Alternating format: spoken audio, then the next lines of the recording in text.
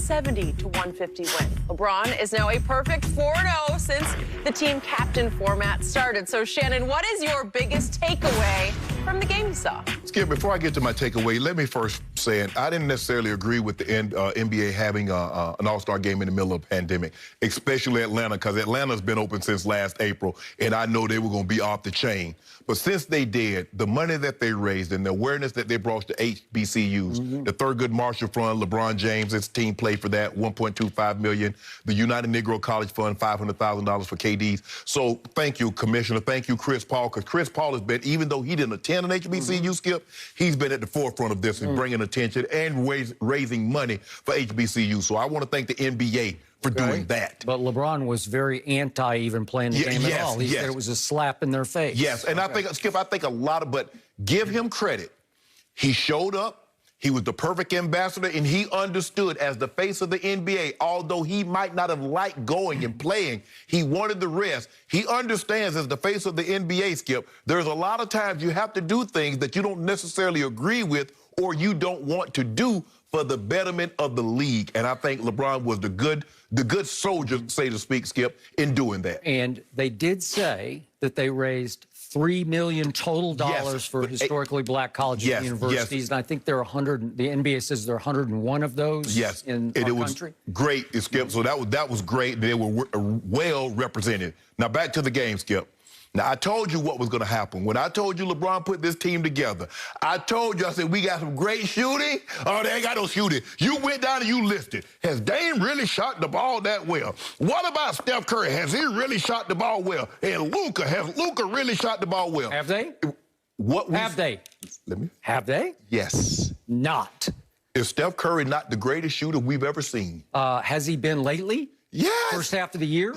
Let's give the man averaging 30. Okay. Is he the best shooter in the league right now? No, he's ranked 36th in the league right now in three-point shooting. Who you taking over here? He is 2 percentage points below his career average. He is tied for his worst three-point shooting year of his career so far through a half a year. And he's shooting 41%. But anyway, I think what we saw last night, Skip, especially from Steph and Dame, was the greatest display of distance shooting that we've seen in an all-star game. Skip, I mean, they get ridiculous with this. They shooting 40-foot, 45 mid-court threes like free throws. Agreed.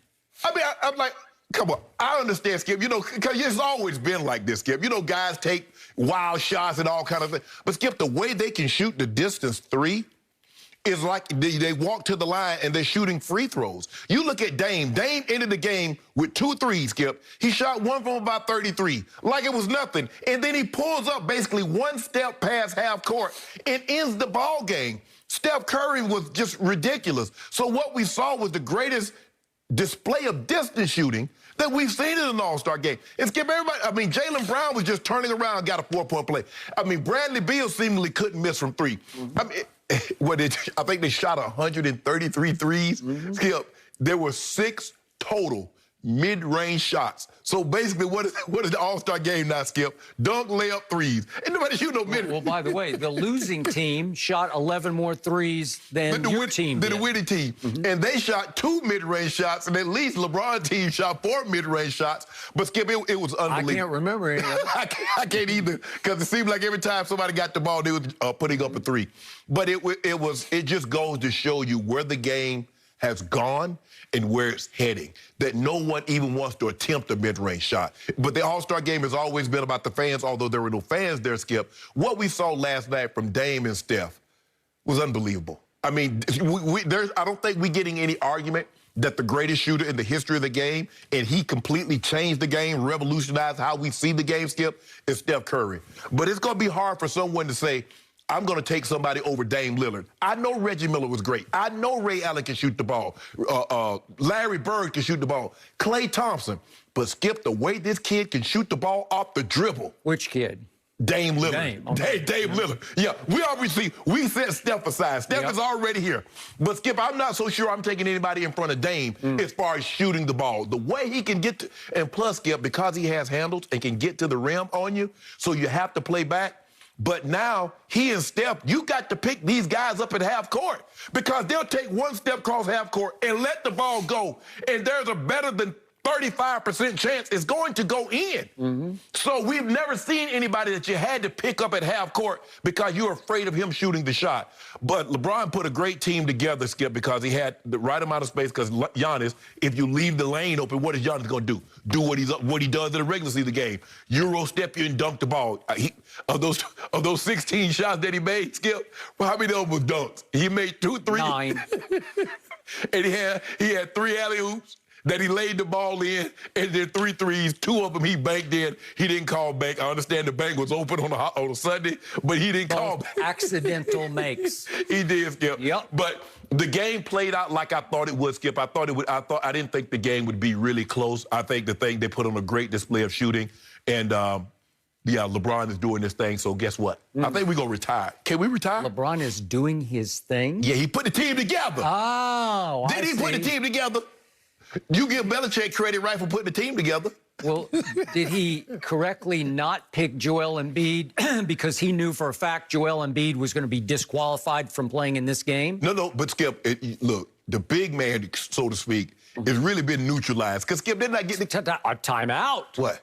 Who was the MVP of this game? Skip, no, I don't look at him as big. I don't look at him as big. We look He's at 6 feet 11 inches tall. Skip. We look at Joel Embiid. We look at Yoke. We look at guys like that are big. We look at Anthony Davis. They're stretches. I don't really look at them. I don't really look at them as big. Well, what is Joel Embiid shooting from 3 right now? Right here, right now in the first half of the race. He's probably shooting 40%. 42%. Yeah. 42%.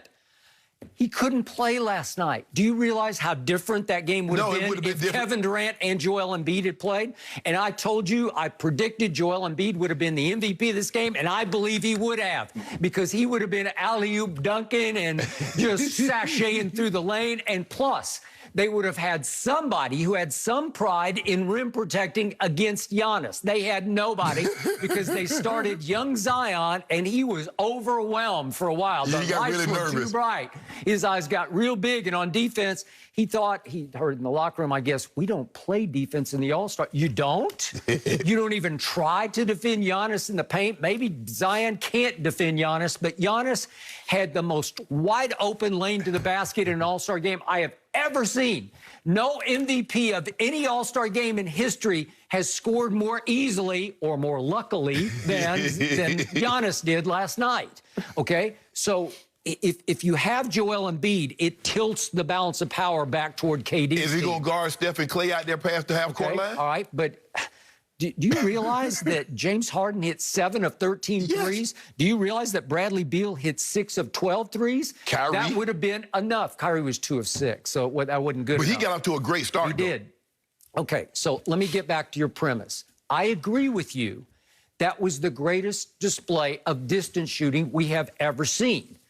These two, Steph Curry, Damian Lillard, are by far the 2 greatest distance shooters this league has ever seen. But why is that? Because they dare to be. Yeah. Because they can be. It's like a new thing where their coaches just say, okay, do that.